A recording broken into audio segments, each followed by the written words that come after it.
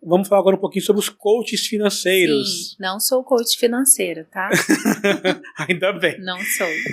E aí tem alguns coaches financeiros, como os primos ricos da vida, que eu vi um vídeo essa semana dele falando que é possível você ter um gasto mensal com compras de supermercado, comida para sua casa, de R$300 por mês. E muitas vezes essas pessoas vendem uma falsa realidade para a população. Como ele falou nesse mesmo vídeo, que é possível você juntar R$1 milhão em 6 meses. A gente sabe que no Brasil o salário mínimo é R$1.320, né? O salário mínimo. 1.320. Bruto. Sim, Bruto. A renda média é de R$1.500. Aí aqui alguns dados. 36% do gasto é só com moradia e alimentação. 17% com transporte. Aliás, 20% com transporte. 36% com moradia e alimentação é 17%. Então acaba que não é receita de bolo. Isso é para cada família vai ser diferente, para cada pessoa é diferente e tal. Primeiro, o que você acha dessa tal, não sei, eu interpreto como uma falsa ilusão que essas pessoas vendem. E outra coisa, realmente é possível ter R$300 por mês de compra de supermercado, de comida para sua casa? A gente comentou agora há pouco, né, sobre essas questões assim de...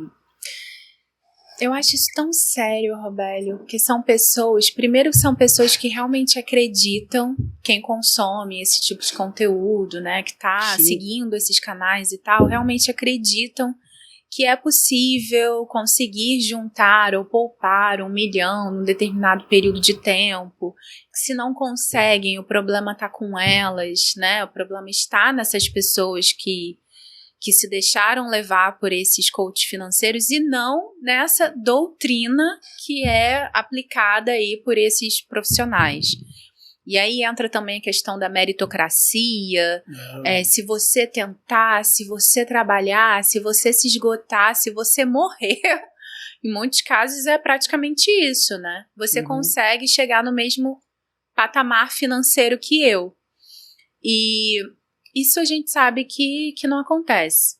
Então, respondendo o que você perguntou em relação a compras mensais, por exemplo, R$300 mensais é mais ou menos o valor que uma pessoa que mora sozinha consome com gastos de supermercado. Então, acho que é importante lembrar que essa pessoa ela vai ter, sim, gastos com alimentação no supermercado, na feira, que são os gastos semanais, quinzenais ou mensais, mas essa pessoa também vai querer sair para jantar fora, para lanchar com os amigos, com um crush ou com um mozão. E aí, geralmente, eu sugiro que esses gastos de alimentação fora de casa, que não estão vinculados ao trabalho, seja como empreendedora, seja ali no seu trabalho, né, assalariado, que sejam considerados lazer. Então, que a partir do momento que você come fora de casa, você viva uma experiência ao comer fora de casa, para que você considere que aquilo não foi só uma refeição, que você um gasto com refeição, mas sim um investimento em lazer. Agora, eu, por exemplo, eu não faço compras mensais, eu faço compras semanais. Então, eu prezo muito por fazer lista de compras, por ir à feira, por ir no mercado nos dias promocionais.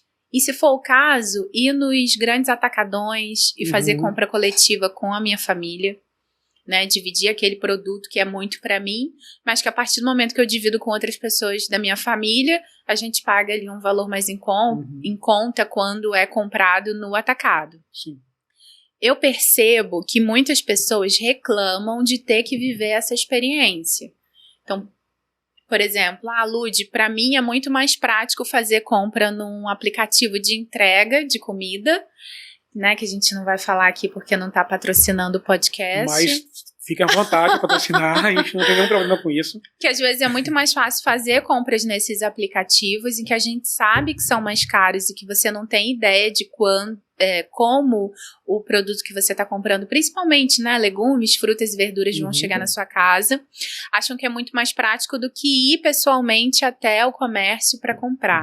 Eu acho que é interessante a gente barganhar, a gente fazer pesquisa de preço, são técnicas ancestrais. Sim. Né, que fazem parte da nossa rotina, que as nossas famílias fazem há tempos e que e que talvez por essa falsa sensação de que é possível você alavancar, né, da classe E para a classe A de um dia para o outro, como acontece com muitas celebridades, a maioria das pessoas não queiram mais ter que passar por esse processo de ir a mercado, pesquisar preço. E eu já ouvi algumas pessoas falando que, mas isso é coisa de pobre. Então, pesquisar preço, pedir desconto é coisa de pobre, porque quando eu tenho esse tipo de atitude, o que a outra pessoa vai pensar de mim? Então, assim, fugindo um pouquinho, né, do que é sugerido pelos coaches financeiros, mas dando dica mesmo de como você fazer compras para sua casa, por exemplo, eu acho que tem vários benefícios de você ir nos comércios, você está investindo nos comércios, nos empreendimentos locais da sua região, você está investindo em pequenos produtores, você está tendo contato com outras pessoas, e isso numa época em que a maioria de nós sofre de ansiedade e que depois da pandemia, né, se individualizou a ponto de muita coisa você nem precisa sair de casa, esse contato social, esse contato humano é ótimo. E óbvio, faz bem ao bolso, né? Porque se você compra num único local, a menos que você faça parte de um programa de fidelidade em que você receba descontos, né? E descontos que realmente sejam descontos, né? Que sejam reais, o ideal é que você pesquise em outros locais. Mas R$300 é o gasto de uma pessoa que mora sozinha e investiga muito os preços, porque a partir de 2 pessoas morando juntas, esse gasto já vai para pelo menos R$450, R$500. E eu acho interessante a gente falar o seguinte, porque eu tento trazer essa ideia, conscientizar sobre isso nas redes sociais do Empoderamento Contábil. A necessidade da gente olhar a nossa saúde de uma forma integral. Então, não é só a saúde financeira da Lud, mas é a saúde física da Lud, é a saúde financeira também é a saúde emocional, né? Então, uma pessoa que ganha pouco, ela provavelmente vai ter uma alimentação ruim se ela não buscar por formas de melhorar a alimentação dela dentro do contexto que ela vive. Sim. Então, por exemplo, hoje é possível acessar nutricionistas, né, profissionais de saúde voltados para a alimentação, para melhor alimentação, através da rede pública de saúde, através do SUS. Então, não necessariamente você precisa pagar uma consulta com uma nutricionista. Se você puder, maravilha. As nutricionistas que estão assistindo a gente agradecem. Mas é uma forma, inclusive, de você comer melhor. Sim. Então, por exemplo, o pão francês está muito caro, dá para você comer batata doce, dá para você comer tapioca, que numa casa de produtos naturais perto da minha casa o pacotinho é R$3,99. Então dá para você comer o pão integral, dá para você comer inhame, aipim de manhã e diversificar a sua alimentação. Não porque eu sou pobre e tô tendo que comer cuscuz de manhã. Que é gostoso pra caramba. Uma delícia, também, né? Inclusive, Dona Tânia Valéria, minha mãe, faz um cuscuz maravilhoso. Muito obrigada por esses cafés da manhã que você me proporciona. Mas eu acho que é isso, né? A gente tentar viver da melhor maneira possível, sem se preocupar tanto com o que o outro vai pensar, sabe? Porque a nossa saúde financeira e integral é responsabilidade nossa. Teve um termo que eu aprendi na escola ainda, há um tempinho atrás, que é agricultura de subsistência. Então é muito comum para algumas famílias terem ali a sua produção para consumo próprio. E isso tem voltado cada vez mais. Então, por exemplo, na minha casa eu tenho algumas plantas alimentícias não convencionais. Então, se a verdura está muito cara ou se não tive tempo de ir no mercado, eu tiro algumas folhinhas e coloco na minha omelete, enfim.